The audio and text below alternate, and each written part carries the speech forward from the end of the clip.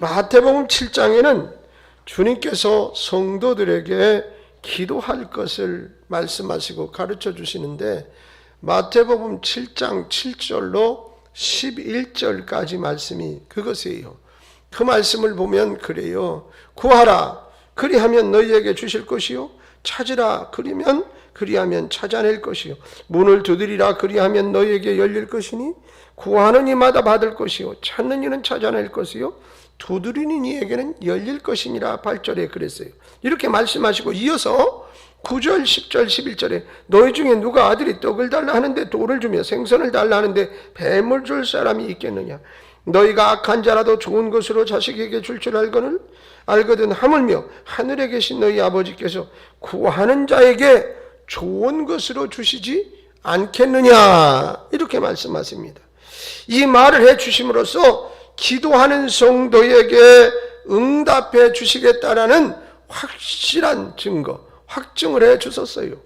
뿐만 아니라 로마서 8장 32절 말씀에는 자기 아들을 아끼지 아니하시고 우리 모든 사람을 위하여 내주시니가 어찌 그 아들과 함께 모든 것을 우리에게 주시지 아니하겠느냐 라는 말씀으로 응답에 대한 확증을 더욱 강하게 말씀해 주고 계신 것을 볼 수가 있습니다. 하나님이 독생자 예수까지 너희를 위해서 죽게 하였거늘 너희를 위해서 내가 무엇을 아끼겠느냐, 그런 말씀이에요. 아깝지 않게 다 베풀어 주실 것이다라는 뜻이 되겠죠. 우리 주님은 좋은 것으로 주시는 하나님이십니다. 또한 간구를 응답하시는 하나님이십니다. 할렐루야. 그러나 때때로 하나님의 백성에게도 주시지 않는 것이 있어요. 그것이 있고 허락하지 않는 것이 있다, 그런 얘기. 자, 그러니 이 상황을 볼 때 우리가 기도하면 다 응답되어지는 것이 축복이 아니라 하나님이 허락하지 않는 것은 그대로 받아들임이 축복이에요. 보세요. 이스라엘이 광야길에서 여름날을 보내면서 세일산을 두 다니고 있었습니다. 이때 하나님께서 백성들에게 명령하시는데 3절 말씀이 그 말씀이에요. 본문. 너희가 이 산을 다닌 지 오래니 돌이켜 북으로 나아가라. 그랬어요. 자, 젖과 꿀이 흐르는 대방의 가나안 땅을 향하여 중단 없는 전진을 명하신 것입니다. 여러분, 젖과 꿀이 흐른다 그러면 어떤 것일 것 같아요? 좀 비옥하고 참 살기가 좋은 환경, 이런 의미가 되는데 어떤 이는 그렇게 말해요. 이제 그 지역에 보면 대추야자나무가 잔뜩 열리는데 그 대추야자나무가 여러분 바나나가 한 이렇게 주렁 이렇게 쫙 매달리면 그 무게가 굉장히 큰 거는 아주 꽤 무겁거든요. 그래서 심지어는 뭐 그게 10kg, 20kg까지 나가는 그런 무게가 되잖아요. 대추야자도 마찬가지예요. 한 그 줄기에 주렁주렁 매달린 대추야자가 크게는 15kg, 20kg 가까이 나갈 만큼. 그러니까 하나의 그 줄기에 열매가 다닥다닥 붙었는데 그게 엄청나다. 근데 그것이 달아요. 달달해. 근데 이것을 때 따가지고 숙성이 되어지면서 점점 당도가 높아집니다. 그래서 여러분 뭐 이스라엘 성지순례를 가고 그러면 대추야자 이렇게 꿀 같은 데다 절인 것 같이 아주 달달한 걸 뭐 선물로 사다 주기도 하고 또 먹어보기도 하는데 달잖아요, 달아요. 그러니까 젖과 꿀이 흐른다는 것은 그렇게 달고 맛있고 풍성한 과일이 가득하고, 그러니까는 여러분 광야 같은 곳에서 먹을 것도 없고 힘들고 어려운데 그쪽에는 그렇게 북쪽 지역은 좀 거기에 비해서 비옥해요. 왜 그러냐면 그 아라랏산 위에 꼭대기에서 만년설이 늘 있는데 거기서 흘러내리는 물이 그 산 밑을 적시면서 이제 갈릴리 바닷가까지 흘러 들어가는 거거든요. 그러니까 그 위에 지역은 어느 정도 물이 풍성하다 보는 거예요. 왜냐하면 이 아래 지역은 사막이니까 비가 올 때는 우르르 와가지고 뭐 모래 속으로 딱 스며들어가 버리고 나면은 뭐 남는 게 없으니까 아주 열악하기 이를 데 없지만 거기는 만년설 눈이 계속 녹아 흘러내리니까 물이 계속 흐른단 말이죠. 그래서 그 꼭대기까지 올라가서 단 이상 이루고 올라가면 계속 그렇게 산에서 물이 흘러내리는 것을 볼 수가 있어요. 그러니까 이렇게 좋은 것이에요. 중단 없는 전진을 명해.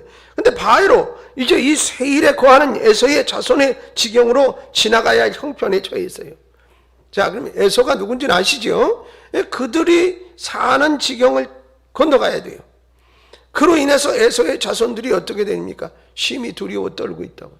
여러분, 이스라엘 백성들이 지나간다 하면 다 떨었어. 왜냐하면 하나님이 함께한다는 소식을 다 알고 있어요. 그러니까 애굽에서부터 탈출해서 그 홍해를 가르고 이런 기적의 얘기가 다 소문이 퍼져가지고 다 알고, 그 다음에 그들이 어디 여리고성을 무너뜨리고 뭐 이런 기적적인 사건들, 하나님이 그들과 함께 하신대. 이걸 아니까 두려울 수밖에 없어요. 우리가 길을 피해주지 않으면 여기를 점령해 들어가면서 이거 우리가 이제 뭐 어려움을 겪겠구나. 이때 하나님께서 이스라엘 백성에게 두 가지 아주 명령을 하는데, 그냥 명령이 아니라 엄중한 명령을 내리세요. 그 첫째가 뭐냐? 절대로 그들과 다투지 말라는 거예요. 5절 말씀에 그 말씀이 기록되어져 있어요. 그들과 다투지 말라. 처음부터 그래. 그들과 다투지 말아라. 그들의 땅은 한 발짝도 너에게 주지 아니하리니. 그러니까 그 땅을 니들은 밟지도 못할 것이다, 이런 얘기예요. 이는 내가 세일산을 에서에게 기업으로 주었습니다. 두 번째, 6절에 너희는 돈을 주고 양식을 사서 먹고 콩물을 마실지라도 돈을 주고 사서 마시라는 거예요. 6절 말씀에. 그러니까 공짜 없어, 공짜. 얻어먹지 말고 니들이, 이 말이. 여러분, 그 이유가 있어요. 5절에 보면, 다시 5절에 그들의 땅은 한 발짝도 너에게 주지 아니니 이는 내가 세일산을 에서에게 기업으로 줬다.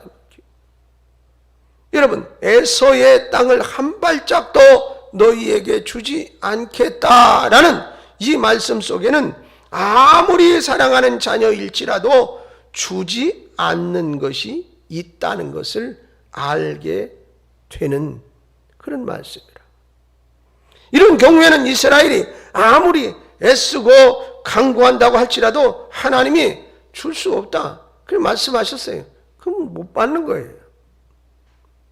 뿐만 아니라 이스라엘이 에서의 자손을 떠나서 모압 광야로 진행해야만 했어요. 자, 과거에도 나중에 예수님이 오셔서도 이와 비슷한 일이 일어나죠. 이제 뭐냐면 그때 당시에 사마리아하고 이 유대는 막 이런 여러 가지 그런 상황에서 사마리아를 쪽으로 쳐다도 안 보고 그리로 지나가야 되는데 빙 돌아서 가야 된다, 그렇게 돌아서. 그러니까 그런 어떤 보이지 않는 그런 흐름이 있어요. 그러니까는 여러분, 그 직진을 해서 이렇게 지나가면 좋을 텐데 빨리 가잖아요, 빨리. 지름길로. 근데 이걸 피해서 모압 광야로 돌아가야 되니까 얼마나 불편하고 어려워요. 여러분, 한두 사람이 가는 게 아니에요. 이스라엘 백성들이 다 막 엄청난 인원이 다 움직여야 되니까. 얼마나 어렵겠어요. 이때도 하나님께서는 에서의 자손의 땅을 지나기 전에 들려주셨던 말씀과 동일하게 명령하시기를 9절 본문 말씀에 뭐라고 그러냐? 모압을 괴롭히지 말라. 그와 싸우지도 말라. 그 땅을 내가 네게 기업으로 주지 아니하리니 이는 내가 롯 자손에게 아르를 기업으로 주었습니다. 롯에게 준 땅이라는 거예요. 모압 족속의 땅을 한 발짝도 주지 않을 테이니 그리 알고 그들을 괴롭히지도 말고 그들을 싸우지 말라. 쉽게 말하면 어떻게? 양쪽 다 손해보지 말라는 얘기예요. 여기서 전쟁을 일으키거나 그들을 치고 들어가면 어떻게? 여기도 뭐 여러 가지 낭비가 있겠죠, 그죠? 그리고 또 그냥 시비가 붙으면 어떻게? 죽을 사람도 생기겠고 여러 가지 피해를 입게 될 때 전혀 하지 말라. 그뿐이 아닙니다. 이 아예 내려가서 19절에 보면 이스라엘이 암몬 족속의 땅을 지나게 될 때도 명령하세요. 거기서도 뭐라고 명령하시냐? 암몬 족속에게 가까이 이르거든 그들을 괴롭히지 말고 그들과 다투지 말라. 암몬 족속의 땅은 내가 내게 기업으로 주지 아니하리니 이는 내가 그것을 어떻게 해서 롯 자손에게 기업으로 주었습니다. 그래요. 에서와 모압과 암몬 족속의 땅을 한 발자국도 주지 않을 것이니 이것을 마음에 새기고 싸우거나 다투지도 말고 모든 양식을 사서 먹고 물까지도 돈을 주고 사 먹으라. 결론이에요, 이게. 이렇게 하라는 거예요. 누가? 하나님께서. 자, 그러나 여러분, 본문의 뒤에 기록된 24절 이하를 살펴보면 정반대의 현상이 일어나고 있어요. 하나님이 말씀하시기를 너희는 일어나 행진하여 아르논 골짜기를 건너라. 내가 헤스본 왕 아모리 사람 시온과 그의 땅을 내 후손에게 넘겼은즉 이제 더불어 싸워서 그 땅을 차지하라 그럽니다. 자, 내가 그들을 내 손에 붙였은즉 너희는 싸워서 그 땅을 얻으라는 거예요. 결국 이 헤스본은 이스라엘에게 전멸을 당하고 맙니다. 자, 이 사건이 배경에 우리는 이 말씀을 통해서 우리에게 주시고자 하시는 하나님의 교훈, 무슨 말씀일까라는 겁니다. 첫째로 하나님은 형제끼리 화목하기를 원하십니다. 아멘 하세요. 에서는 야곱의 형입니다. 과거에 야곱과 에서는 원수지간이 되었지요. 그러나 훗날 형제는 눈물로 화해를 했습니다. 그리고 헤어졌습니다. 그런 가운데 오늘은 에서의 자손과 야곱의 자손이 만났습니다. 두 자손끼리는 평소에 친분이 있는 사이도 아니었고 교류를 하거나 왕래가 있었던 것도 아니고 얼굴도 알고 지내는 사이도 아닙니다. 여러분 지금도 마찬가지 아닙니까? 4천, 6천, 뭐 한 6천에서 8천만 넘어가면 길에서 만나면 모릅니다. 죄송하지만 우리 이제 동생들 조카가 있습니다. 지금 이제 많이 막 크는 아이들 밖에서 만나서 그 아이들이 아이고 외삼촌 안녕하세요. 그리고 인사하기 전까지는 몰라볼 수도 있어요. 그런데 그들이 사촌간이 만나면 잘 몰라볼 수 있어요. 자주 왕래하고 늘 왔다 갔다 하고 뭐 만나고 뭐 시덕거리고 그러지 않은 이상, 시덕거렸다는 말은 아주 친하게 뭐 이렇게 지냈다는 얘기예요. 그거 안 했다 그러면 잘 몰라요. 그런데 여러분 이들은 어떻게 지금 헤어진 지 수년이 지나서 근데 그쪽 우선도 다 많이 성장하고 여기도 성장했는데 그 사람들이 만나서 누가 누군지를 압니까? 응? 그러나 하나님은 두 족속이 어떻게? 형제라는 것을 상기시켜주고 있어요. 형제라. 본문 4절에 너희 동족 에서의 자손이라고 일러주셨어요. 뭐? 너희 동족 에서의 자손. 에서의 자손은 너희 동족이요 한 형제니 싸우지도 다투지도 말라는 거예요. 또한 모압과 암몬은 롯의 자손들입니다. 롯은 알다시피 아브라함의 조카였잖아요. 그런 아브라함은 야곱과 에서의 할아버지가 됩니다. 할아버지. 창세기 13장 8절에 보면 아브라함이 롯에게 우리는 한 친척이라. 너나 나나 내 목자나 내 목자나 서로 다투게 하지 말자. 뭐 이렇게. 그들은 삼촌 관계였지만 하나님께서는 그들이 같은 형제임을 강조하십니다. 그렇기 때문에 모압과 암몬의 땅을 지날 때 싸우지 말고 다투지도 말라는 거예요. 잠언 17장 1절 말씀에 보니까 마른 떡 한 조각만 있고도 화목하는 것이 제육이 집에 가득하고도 다투는 것보다 나으니라 라는 말씀도 있어요. 이 말씀을 기억하면서 우리는 믿음 안에서 이루어진 영적인 형제 자매들과 끝없는 화목을 추구해 나가야 할 사명이 있다는 겁니다. 믿습니까? 여러분 사실 우리가 살면서 우리의 생각과 뜻대로 잘 안 되면 화도 나고 속상하기도 하고 때로는 다투기도 하고 싸우기도 합니다. 그러나 우리의 인생을 돌이켜볼 때 하나님의 은혜 아닌 것이 없어요. 제가 어느 날 기도를 하면서 그런 생각을 했습니다. 하나님, 내가 목회를 한 지 30여 년이 이제 넘었는데 과연 하나님 앞에 섰을 때 내가 칭찬받을 수 있겠습니까? 이제 목회를 정식적으로 할 날이 10년 정도 남았는데 그렇게 따지면 3분의 2가 지나갔고 3분의 2 이상이 지나갔고 나머지 이제 기간이 남았는데 그렇게 따지면 4분의 1밖에 안 되겠죠. 그 정도밖에 안 남았는데 마무리를 잘 해야겠습니다. 그런데 지금까지 한 일 중에 내가 하나님 앞에 잘했다 칭찬받을 수 있겠습니까? 그리고 제가 하나님 앞에 묻는데 잘했다라는 생각보다는 한없이 눈물만 나요. 돌이켜보니까 하나님의 은혜 아닌 것이 없더라고. 여러분, 지금 사람들과 그때와 무슨 환경과 상황이 조금 다르기는 하지만 매 한 가지에 다 어려움을 겪으며 살아요. 그 시대에. 사실 알다시피 우리는 결혼할 때 한 푼도 없어요. 예. 조그만 방 한 칸에서 부엌도 옛날 부엌에 그저 아궁이 있는 그 부엌에다가 가스레인지 하나, 그것도 뭐 막내 여동생이 사줘서 거기다 얹어놓고, 뭐 그릇도 우리 김대일 목사님 사모님이 뭐 몇 개 챙겨주고, 아무 부부가 2개만 있으면 되지 뭐. 2개 숟가락 젓가락 뭐 이런 거 챙겨주고. 그렇게 해서 결혼했어요. 그렇게 해서 200만 원 가지고 세간살이 사고, 그때 돈으로 뭐 어찌됐든 그렇게 시작을 해서 뭐 아무것도 없는 곳에 가서 또 첫 목회를 시작하는데,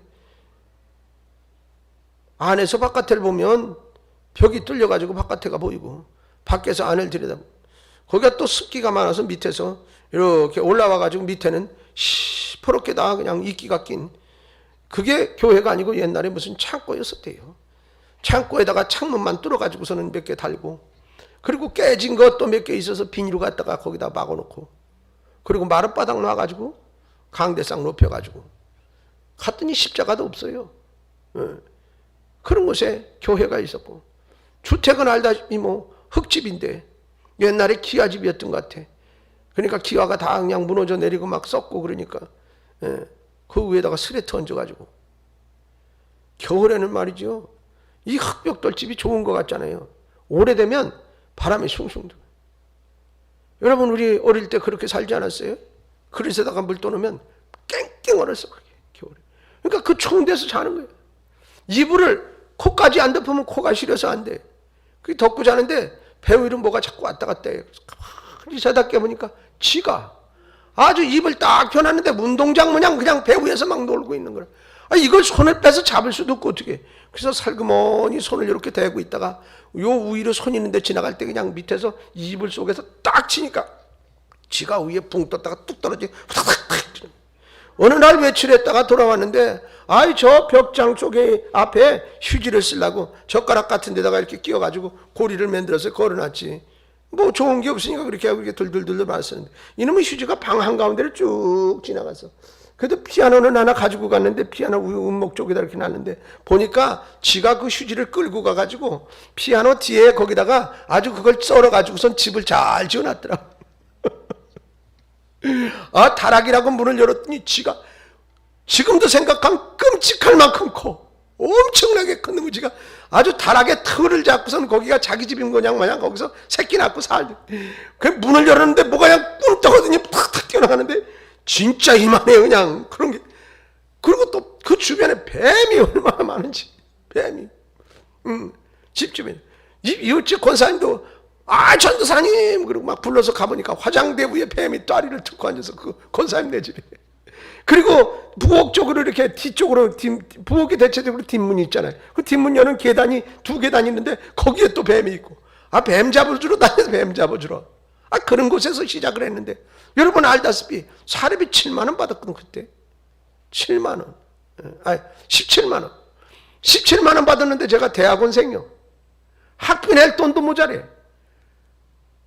오죽하면 도시에서 있던 자기 부모님 보러 왔던 이제 딸이, 우리 교회 집사님 딸이 와서 찬양이 하나 있는데 보니까 너무 불쌍해 보였나 봐. 5만 원을 주면서 우유 좀 사다 먹이라고 그래. 거기 시골이라 우유가 없어요. 우유 사다가 어때가 날도 되고 그러니까 4개월짜리 멸균 우유 그거 사다가 그것도 넉넉하게 못 먹겠어. 그렇게 먹이면서 살았는데, 근데 한 번도 굶어본 적이 없어. 가만히 추억을 더듬으면 그런 어려움 속에 살았으면서도 한 번도 굶어본 적 없고, 그리고 어떻게 정말로 돈이 없어가지고 막 몸부림치면서 괴롭고 힘든 적이 없었더라고. 그러면서 가만히 돌아다보니까 이제 10년 남았는데 나는 은퇴를 하면 살 집도 없어요. 집을 살 능력도 없고 돈도 없어. 그러니까 30년 동안 이 사례비도 받고 그랬는데 어디 갔는지 하나도 없어. 그걸 가지고 무슨 적금을 들거나 뭐 해본 게 없으니까. 그러니까 가만히 생각하면 어느 날 저희 집사람 보고 그랬어요. 여보, 경제 관리는 당신이 주로 했는데 어찌자고 그래 하나도 없어. 그러니까 뭐 들어갈 때가 많은데 뭐 어떻게 해요? 뭐 여기 또 어려우면 뭐 돕기도 하고 뭐 이러면서 이렇게 사는 거죠. 근데 제가 그 생각을 하면서 기도를 하는데 뭐냐면 나머지 10년 아니 나의 남은 생애가 얼마 될지 모르지만 지금까지 하나님이 책임져 주셨는데 어디 길바닥에 나앉아서 텐트 치고 자겠어요? 그리고 뭐 밥 없어서 굶어 죽겠느냐고. 그 생각을 하니까 담대해지면서 지금까지 하나님이 베풀어 주신 은혜만 감사하지, 내가 무슨 하나님 앞에 잘했거나 뭘 드러낼 것이 있거나 그런 게 없는 거예요. 그저 하나님이 시대마다 필요한 대로 나를 인도하시고 이끌어 주셨고 함께 해 주셨더라고. 그러니 뭐예요? 지금까지 그 하나님이 변하지 않는 하나님이신데 나의 남은 생애를 책임져 주실 하나님이시지. 그리고 이 세상보다 더 좋은 천국에 가면 되는 거지. 그러니까 별로 겁날 게 없더라 이 말이에요. 여러분, 마른 떡 한 조각만 있고도 화목하는 것이. 그러니 제가 말씀드린 대로 이 세상을 사는 동안에 100년 1000만 해로할 것이 이 행복인 것처럼 살지만, 그러나 우리는 어떻게? 한계가 있어요. 누구든 다 죽는다. 예? 여러분, 그래서 하나님 앞에 헌신 충성하기도 시간이 모자라고 바쁘고, 사랑하며 살기도 모자라고 바빠.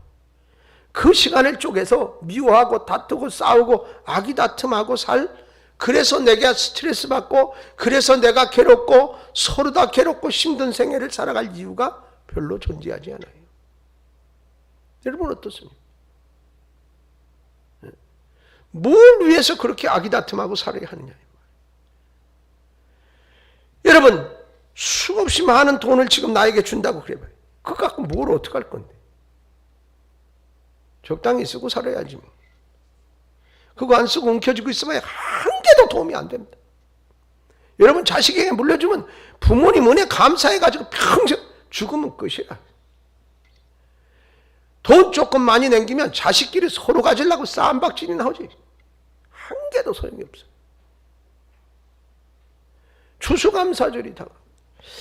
전에 제가 그런 설교를 한 기억이 있어요. 하루에 1,000원을 감사하면 36만 5천 원이래요. 추수감사절에. 그러니까 매일 1,000원의 감사도 못하고 우리가 살아가잖아요. 뭐 능력이 없는 사람이 어쩔 수 없겠죠. 그러나 1년을 감사하면서 우리가 그 정도도 못하며 사는 거예요. 겨우 3만 원, 5만 원 하면서 나 1년은 참 감사하게 살았습니다. 우린 신앙이 그밖에 안 돼요, 사실. 그러면서 하나님 앞에 바라는 건 엄청나게 많다.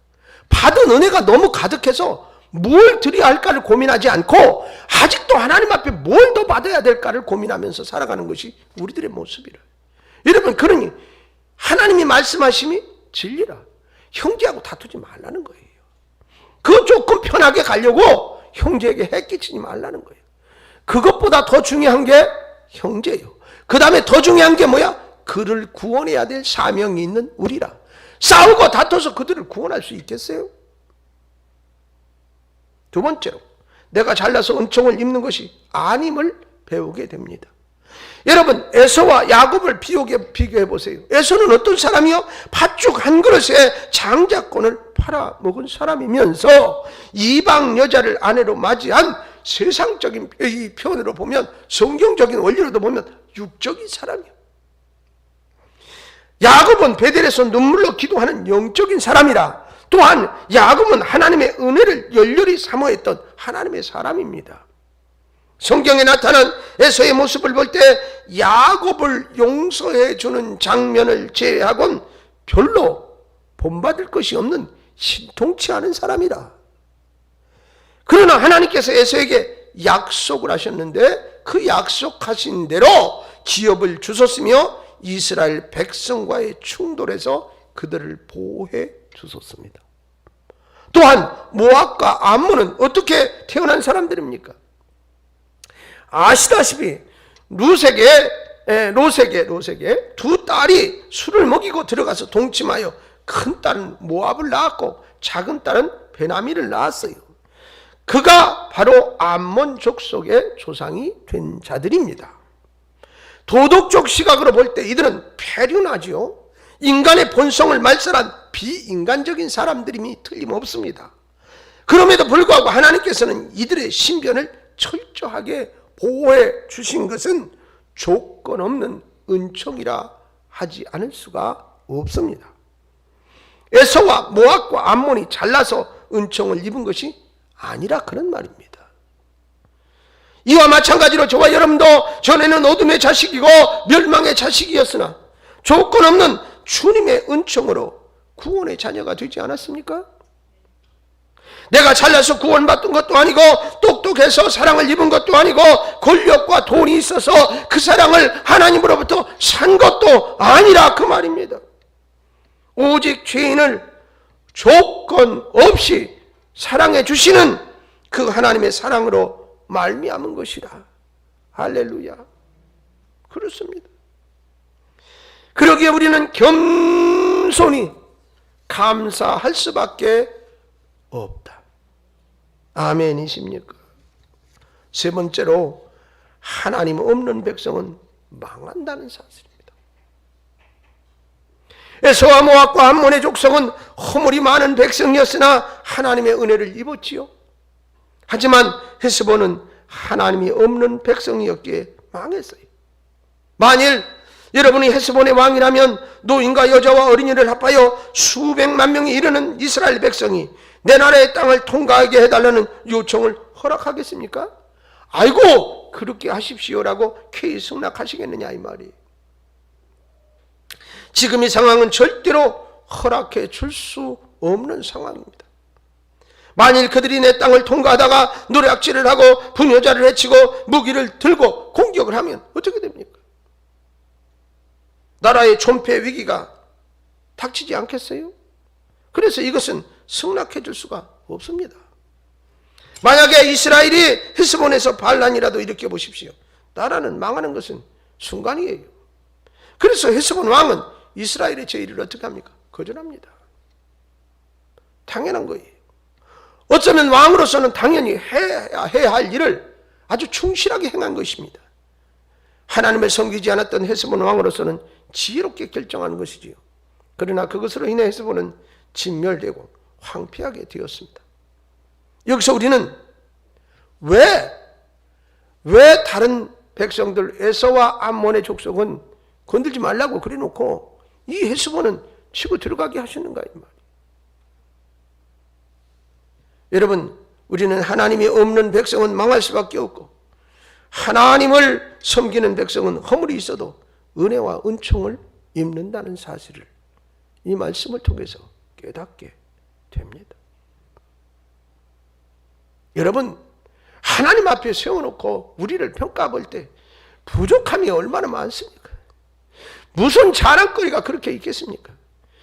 그야말로 하나님의 은혜와 은총이 아니고는 순간도 살아갈 수 없을 만큼 부족하지 않습니까? 그럼에도 불구하고 그 하나님을 믿는 하나님의 자녀이기에 여러분 보세요. 부모가 자식을 남하고 비교해 볼 때 부족한 게 많을 수 있어요. 내 자식은 내가 사랑하는 거예요. 고슴도치도 제 자식은 이쁘다다. 하나님의 자녀 아닙니까?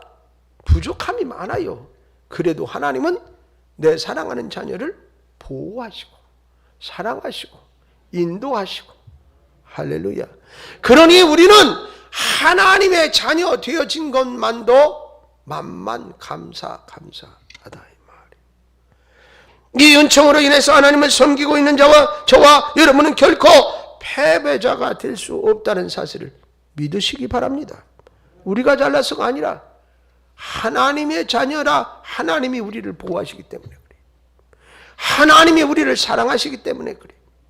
내가 하나님을 버리지 않는 한 하나님은 나의 편이시고 나의 허물을 감싸주시고 오직 넘치는 은혜로 부어주시는 분이심을 믿으시기 바랍니다. 믿으시기 바랍니다. 그렇습니다. 그리고 내가 하나님을 꼭 붙잡고 있는 한 하나님은 나를 절대로 버리지 아니하신다는 사실도 믿으셔야 합니다. 네 번째, 자녀를 사랑한다고 해서 무조건 주시지 않는다는 사실도 알자. 하나님께서 이스라엘 백성보다 더 사랑할 곳이 없었어요.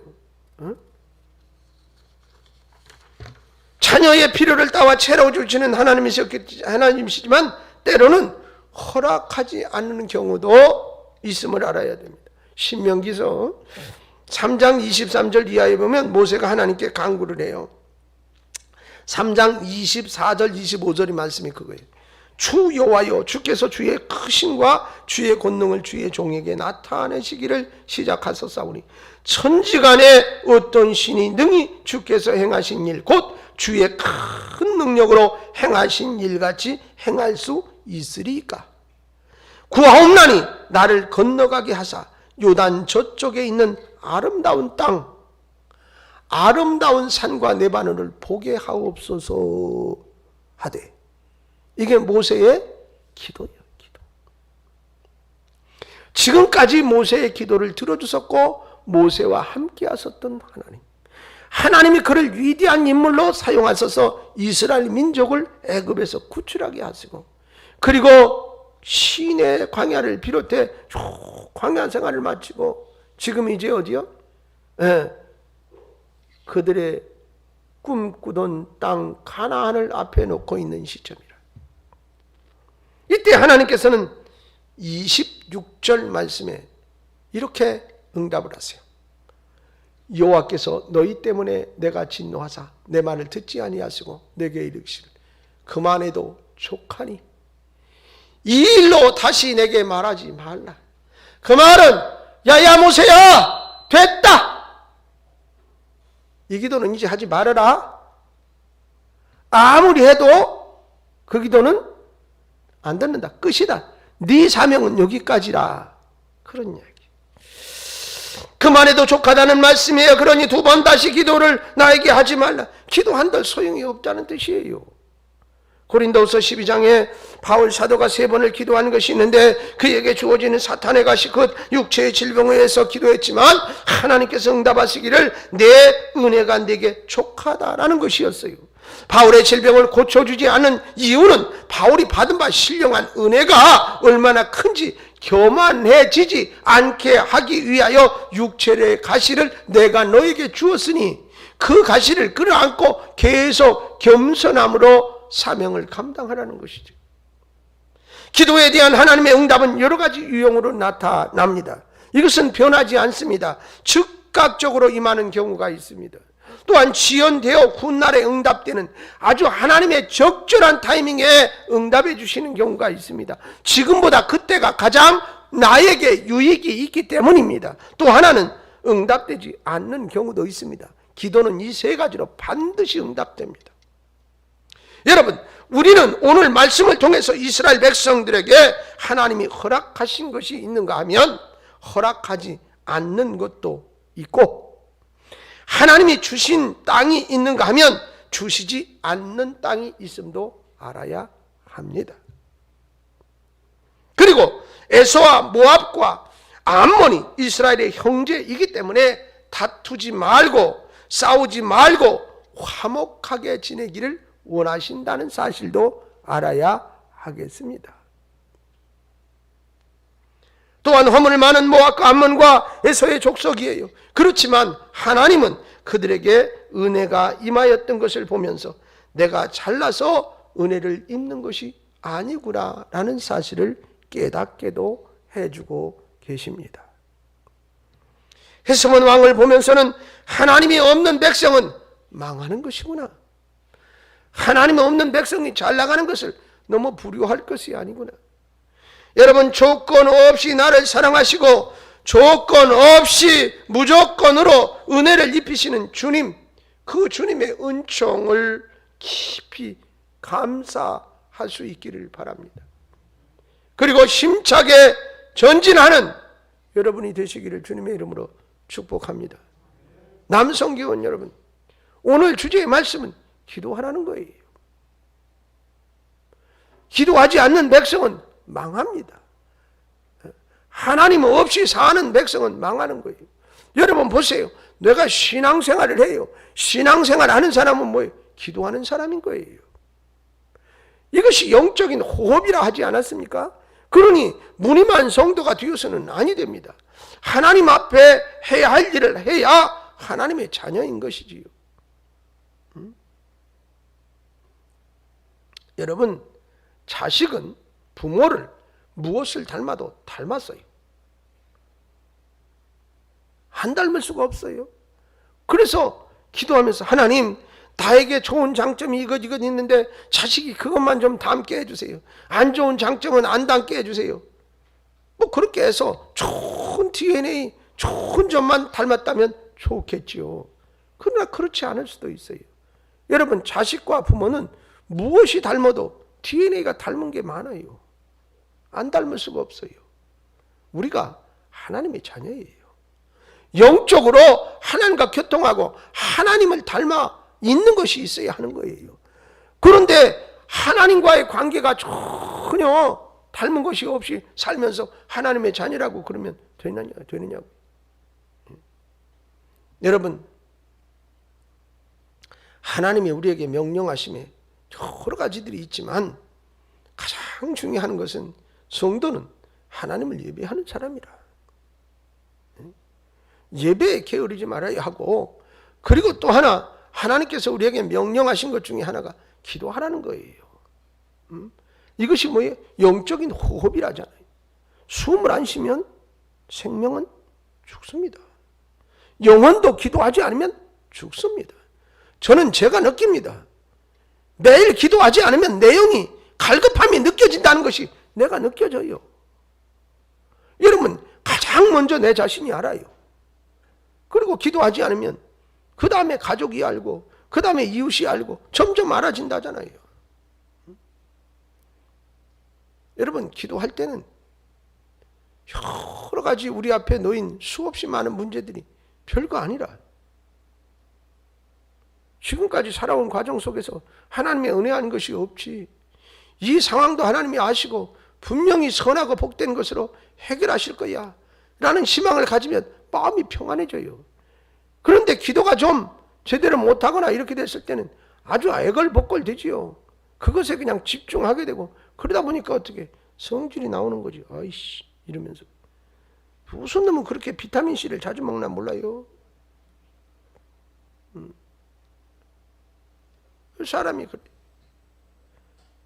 여러분, 특별히 남성 교원들은 가정에서도 본 가정의 가장이면서 또한 교회에서도 그 많은 위치에 있고, 또 교회의 주인처럼, 어른처럼, 여러분 전에도 말씀드렸지만 부모님이 별것 아닌 것 같지만 그분이 살아계셔야 하면 모든 사람들이, 자녀들이 그분 때문에 모이고 그분 때문에 교제해요. 부모님 돌아가셔봐요. 가족이 모일 이유가 그렇게 많지 않아요. 요즘 이런 시대에. 특히나 뭐 코로나 시대에 서로 만나지도 못하게 해서 뭐 어쩌고 저쩌고 이러는 시대.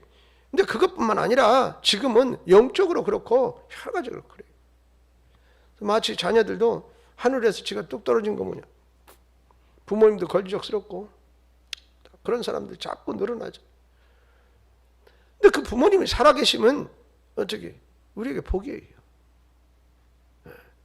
그 부모님 때문에 한 번 더 기도하게 되고, 또 그 부모님을 중심으로 자녀들이 모이고 만나고 연락하고, 여러분 가족이 이렇게 중요하다고요. 그런 것처럼 남성교원들이 이제 교회에서 가장 큰 어른이, 이분들이 기도의 자리를 지키고 이분들이 헌신의 자리를 지킬 때 교회가 든든하게 세워져 가는 것이라. 부모님이 부모의 자리에 그저 가만히 앉아만 계셔도 그래도 그 가정의 기둥이 되는 것처럼 이분들이 지켜야 할 자리를 지키는 것이 영적 어른으로서의 역할이라. 그러니까 뭐예요? 예배의 자리를 지키고 기도의 자리를 지키고 헌신의 자리를 지키고. 아멘 좀 하세요. 맞는 얘기 하잖아요. 그렇게 될 줄로 믿습니다. 그래서 그 부모님들이 영적 거장처럼 든든해져서 아무것도 안 하는 것 같지요. 여러분 부모가 살아계실 때 나를 위해 기도하셔요. 자녀를 위해 기도하고. 그렇잖아요. 여러분 자녀를 위해서 기도 안 합니까? 저는 제가 제일 슬픈 것이 뭐였냐면 우리 부모님이 다 돌아가셔서 나를 위해서 정말로 진심으로 기도해 줄 분이 없어졌네. 여러분, 아무것도 아닌 것 같지요? 엄청나게 허전해요. 근데 왜 그래요? 나이를 먹으면 먹을수록 부모님은 나와 나이 갭이 줄어들지 않잖아요. 뭐 누가 그랬다 그래. 전에 뭐라고 막 그러니까. 우리 뭐 이번에 우리 어느 감사님이 좀 머리가 많이 빠지셨어요. 그래서 한 10여 년 전이라 그러는 것 같아요. 어머니를 모시고 생일인가 뭐 돼서 식사를 하러 갔더니 그 옆에서 어떤 꼬마가 옆에 왔는데 어떤 애가 자꾸 왔다 갔다 하니까 이제 이 식당이 좀 시끄러우니까 이 감사님이 이렇게 그 옆에를 쳐다봤던 모양이에요. 그랬더니 그 부모가 흘름 붙들면서 야 할아버지 식사하는데 그러면 안 돼 그랬다는 거예요. 어머니하고 지금 아들이 앉아서 밥을 먹는데 아들이 머리가 좀 많이 빠져서 할아버지라고 그랬던 거예요. 그랬더니 그 어머니가 뭐라고 그러셨는지 아세요? 아니 얘 아직 애야 그랬대. 자기 아들 보면서 아직 애라고. 어머니 앞에는 나이를 먹었어도 애 같은 거예요. 우리는 그 부모님이 그러니까 어떻게 나이 잡서도 다 50 넘은 아들이 어디 가면 아이고 애비 차 조심하고 잘 다니와 그러잖아요. 아니 뭐 50 넘은 아들이 차 조심 안 할까봐. 그것도 그 부모 마음이에요. 그러니까 그 마음, 그 사랑의 마음, 그 염려의 마음을 가지고 뭐 한다고? 기도하신다. 여러분, 나이 먹으면 나는 할 일도 없어 아무것도 못해. 그런 소리 마세요. 하나님이 아직도 당신이 살아있어야 할 이유가 있어서 살려두시는 거라. 가정에나 사회에나 교회나 어디든. 믿습니까? 네. 그러니까 생명은 하나님의 손에 있잖아요. 그러니까 우리는 어떻게? 기도의 자리, 예배의 자리, 헌신의 자리 굳건하게 지키는 여러분이 되시고, 그 다음에 내 욕심껏 구해서 안 되는 것도 있다는 사실도 아셔야 돼. 무엇이든지 하나님의 섭리 안에 있다. 하나님의 섭리 안에. 그것을 인정하고 살아가는 것이. 여러분, 나이가 어느 정도 먹으면 세상의 모든 어떤 법칙이나 이런 것도 순응할 줄 알잖아요. 응? 무조건 거슬리려고만 그러지 않고.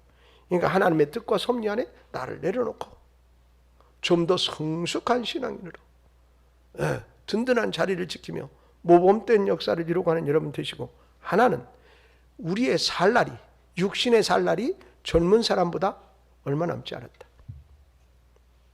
그러니 더욱더 영적인 일에도 관심을 가지고 열심을 내야 한다. 왜?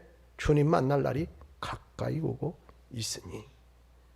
여러분, 오늘 낮에 말씀하신 대로 역전되리라 한 것처럼 조금 부족하더라도 9회 말 투아웃에 힘을 몰아서 역전시킬 수 있도록 최선을 다하는 여러분의 생애가 되시기를 주님의 복된 이름으로 축원합니다.